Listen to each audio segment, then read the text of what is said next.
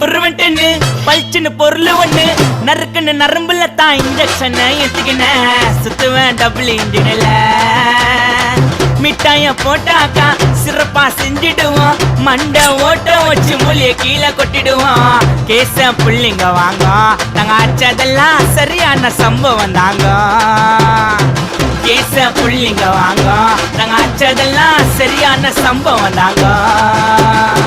10 புருவன்ட்டு